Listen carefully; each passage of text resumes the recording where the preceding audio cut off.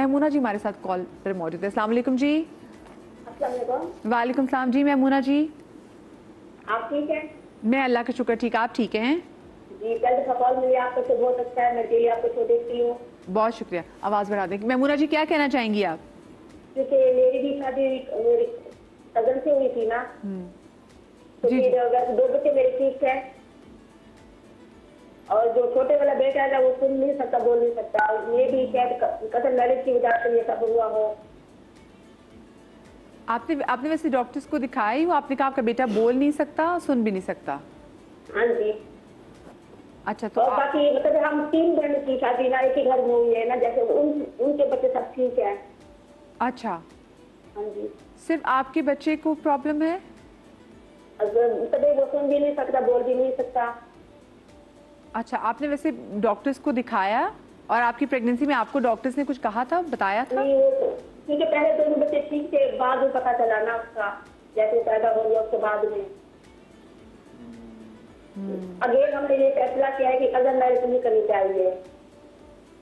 आपने क्या फैसला किया कि कजन मैरिज ना करें। कजन मैरिज ना करें? और कहीं के देखिए डॉक्टर्स बता भी देते हैं कि आपके से जो बच्चा होगा उनमें कुछ चांसेस होंगे, तो फिर वहाँ से बहुत से लोग ये ऑप्ट करते हैं कि चलो ठीक है फिर हम बच्चा पैदा ही नहीं करते। लेकिन वो जैसे मैं अभी बात कर रही थी कि जैसे अगर थैलेसीमिया भी जो है वो भी हम देखें, और बहुत सारी सी बीमारियाँ जो कि जनरेशन आती हैं, और वो डिप्रेशन वाली बात भी आपने देखा है। क्योंकि मैंने कुछ दिनों पहले अपनी टीम से बात भी करी थी कि जिन लोगों ने खूनी माइग्रेशन देखी है, तो जो माएँ उस वक्त आई थी यहाँ माइग्रेट करके, उनके अंदर जो उन्होंने डिप्रेशन देखी वो कहीं ना कहीं उनके बच्चों में आई, और वही कहीं ना कहीं डिप्रेशन पर आगे हमारे अंदर भी कहीं ना कहीं किसी बात पे ट्रिगर हो जाती, वो आई है।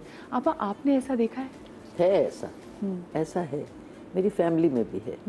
और वो आपकी बात बिल्कुल ठीक है कि जो चीज़ें मौरूसी होती हैं वो अगले में शिफ्ट हो जाती हैं, औलादों में भी होती हैं। और मैंने तो डिप्रेशन के पेशेंट को इतना हाइपर देखा है, ये जो आप माइग्रेशन की बात कर रही हैं, कि मतलब पागल खाने तक जाने तक ये नौबत आ गई थी कि इसे पागल खाने भेज दो। अपनी औलाद को कौन पागल खाने भेज सकता है अपनी मौजूदगी में? लेकिन मजबूरी, मतलब वो डॉक्टर साहब बिल्कुल आउट ऑफ कंट्रोल, मतलब वो चीख चिल्लाने वाली हो गई थी और कहे कि ये छत मुझ पे गिर जाएगी, मैं अभी गिर जाऊंगी, मैं अभी मर जाऊंगी। वो मतलब घर में एक शोर शराबा उस हद तक, तो मैंने तो देखा है। और मुझे डर भी बहुत लगता है इससे। अब ये देखने में आया कि हर दूसरा बंदा कहता है मुझे डिप्रेशन का मरज़ है, मुझे डिप्रेशन, मुझे एंजाइटी है। ये क्यों है? इसमें कज़न्स की शादी के अलावा भी, और मतलब अभी शादी हुई भी नहीं है, लेकिन डिप्रेशन के शदीद मरीज़ और एंजाइटी के शदीद मरीज़ बहुत ज़्यादा हो गए, बहुत ज़्यादा। या तो घरेलू माहौल की वजह से, या फिर जो हमारे मुल्क के हालात हैं उनको कुछ लोग बहुत सीरियसली ले लेते हैं, उस वजह से भी।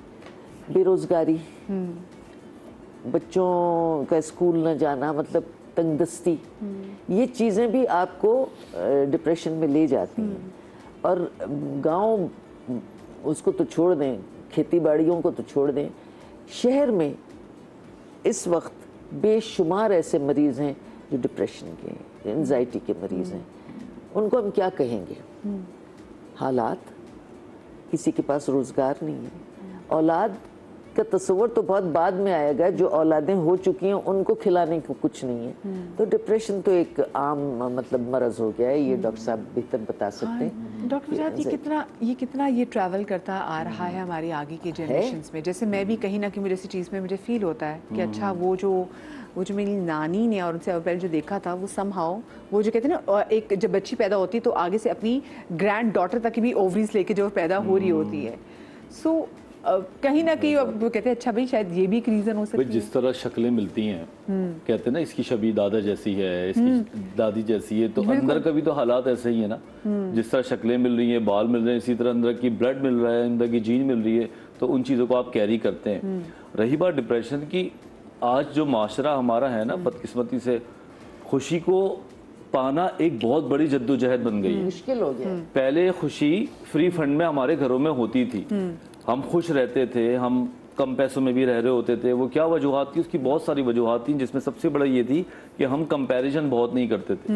हम सुबह सुबह इंस्टाग्राम देख के, दूसरे की रील्स देख के कॉम्प्लेक्स में नहीं आ रहे होते थे कि कौन क्या कर रहा है, कौन किसने गाड़ी ले ली। छुट्टियों में यहाँ चले गए, ठीक है ना। पहले हमारा मुकाबला होता था 20-25 लोगों के साथ कि हम आपस में बैठते थे, इसने ये लिया, मैंने ये किया, इसने ये किया, और कहीं ना कहीं ऊपर नीचे होते थे। मुआवजा भी करते थे कि फलाने का मुंडा डॉक्टर बन गया, 80 भी अपना मुंडा डॉक्टर बस एक लिमिट, हालांकि उसका जीना चाह रहा होगा। हाँ, वो पायलट बनने को बैठा हुआ है बेचारा। अब हम उनसे मुकाबला कर रहे होते हैं जिनको हमने देखा हुआ भी नहीं होता। हम यूरोप में किसी से मुकाबला करके कॉम्प्लेक्स में आ रहे हैं, हम किसी की रील देख के कह रहे हैं कि इसने ये ले लिया, मेरे पास नहीं है।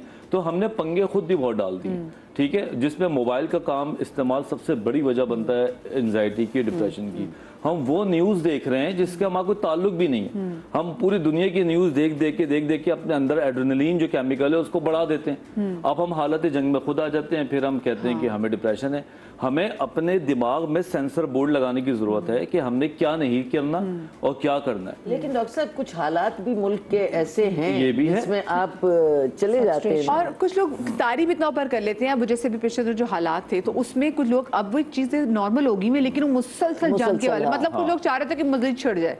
तो आप कहते हैं भाई निकलो इससे बाहर। अच्छा, बाइपोलर औरत या बाइपोलर आदमी का बच्चा जो है, क्या उसमें उसका भी बाइपोलर होने के चांसेस होते हैं?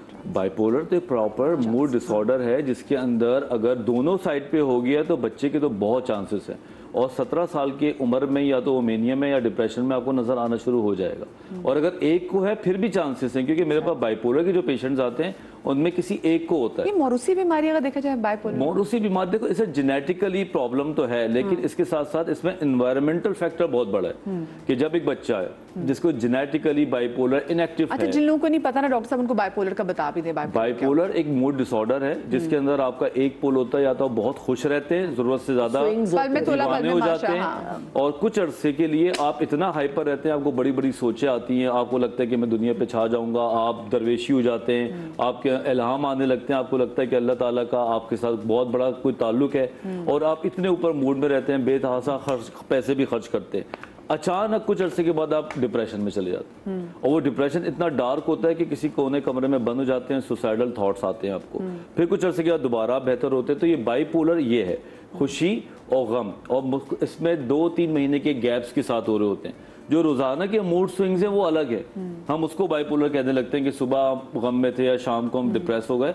वो नहीं है बाइपोलर। बाइपोलर 2-3 महीने के एपिसोड्स के बाद आ रहा होता है, और इसमें सबसे ज्यादा मसला ये है कि सुसाइडल थॉट्स बहुत आते हैं, और फिर ड्रग्स की तरफ लोग चले जाते हैं। इसका मतलब है खानदान में आपके, अगर आप देखिए कि आपकी नानी बाइपोलर थी, आपके नाना बाइपोलर थे, आपके मामू या खाला या कोई ऐसी, तो फिर आपको उस सिचुएशन में भी बिल्कुल भाई, आप बिल्कुल, आप बोले चाय पिए पापे खाए, शादी नहीं हो सकती। सीधी सी बात है। आपका रिश्ता जोड़ना है, कोई और तरीका भी तो हो सकता है ना कि या शादी करके ही आपने जोड़ना है। कई ऐसी बीमारियां डॉक्टर साहब अभी जानती है, हमें पता चल जाती है।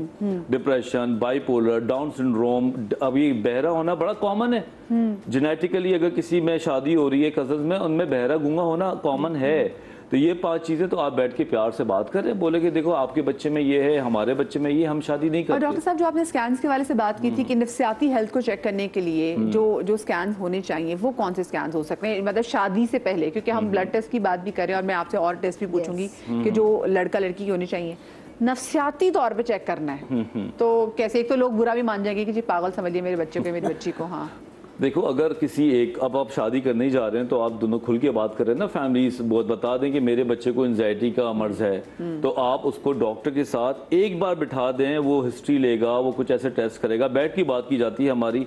अनफॉर्चुनेटली पाकिस्तान में ब्लड टेस्ट तो है नहीं साइकेट्री में, तो असेसमेंट टेस्ट बहुत अच्छे होते हैं और हम लोग कर लेते हैं। 2 मीटिंग्स में हम आपको बाकायदा बता देते हैं कि इसको डिप्रेशन इस लेवल पे है, या इसको एंजाइटी है, या बाइपोलर है। अगर थोड़े अंदर बंदे में ये स्टिग्मा ना हो ना कि मुझे किसी ने साइको बोला, मुझे किसी ने ये बोला, मैं तो खुद साइको होगा, तो फिर हम तरक्की कर सकते हैं। हर इंसान में मेंटल इश्यूज हैं, मेरे में भी होंगे। मैं तो खुल के कहता हूँ कि हम भी आधे पागल ही हो गए जो माशरे में हम रह रहे हैं। तो बैठ के एक बार थेरेपिस्ट के पास या साइकेट्रिस्ट के पास आप चले जाएं, तो वो बैठ के स्क्रीनिंग कर सकता है। ब्लड में कुछ नहीं आता, अल्ट्रासाउंड में कुछ नहीं आता, लेकिन हाँ ऐसा टेस्ट है, हम आराम से कर सकते हैं बैठ के, जो कि असेसमेंट टेस्ट होते हैं, तो उसमें कोई मुजायका नहीं है। और अगर किसी को डिप्रेशन है तो ये कोई पागलपन थोड़ी है यार, मुझे हुआ है, मैं हमेशा हर शो में कहता हूँ कि जब मेरी अम्मी का इंतकाल हुआ था तो मुझे प्रॉपर डिप्रेशन हुआ था और क्लिनिक बंद करके बैठ गया था मैं, और बैठे बैठे दवाइयाँ भी खाई। फिर मेरे एक डॉक्टर है, डॉक्टर अबुल हसन लाहौर, में हमेशा उसका नाम लेता हूँ, उसने मुझे थेरेपी की और फिर मैं आखिरी में उम्रे पे चला गया। जब वहाँ गया, काबा को देखा, करीब करीब तवाफ हुआ, तो फिर वापस आया। And it took me more than 5 months to come back in my life. बात बात पे रोना आता था, पेशेंट अपनी कहानी सुना रहे, मेरे आंखों में आंसू आ गए। अभी उन्होंने बेटी की बात बताई, मेरा दिल भर गया, क्योंकि अभी तक वो फैक्टर्स हैं, वो नहीं निकलते, क्लोजर नहीं मिल पाता कभी कभी। तो आपको शर्म क्या आना है? बल्कि दुनिया जहान में मैंने देखा है ग्रीफ ग्रुप्स बन चुके हुए हैं कि अगर आपकी बेबी का खुदा ना खासा, जैसे स्टिल बर्थ्स भी होती हैं, आपके बच्चे की डेथ हो जाए, तो फिर ऐसे बहुत सारी माएँ हैं जिन्होंने अपने बच्चे खोए होते हैं, वो आपस में बैठ के बात करती हैं और उनका एक तरह से गम हल्का होता है। ऐसे ही आपके अगर पेरेंट्स का कोई ऐसे लॉस हो कि सडन, तो जब आप देखते हैं ना कि आप जैसे और बहुत से लोग वहाँ पे मौजूद हैं, तो वहाँ पे भी आपकी जो गम है ना वो कम होता है, क्योंकि आपको गम बांटने वाले ज़्यादा लोग आ जाते हैं। हम लड़का लड़की को कौन से टेस्ट बता सकते हैं कि आपने ये टेस्ट करने, ताकि कोई भी पॉसिबल चांस हो किसी भी किस्म का एबनॉर्मलिटी का तो वो ना आए? देखिए कुछ टेस्ट हैं जो शादी से पहले हो सकते हैं। डॉक्टर साहब आपकी बात मुझे कहा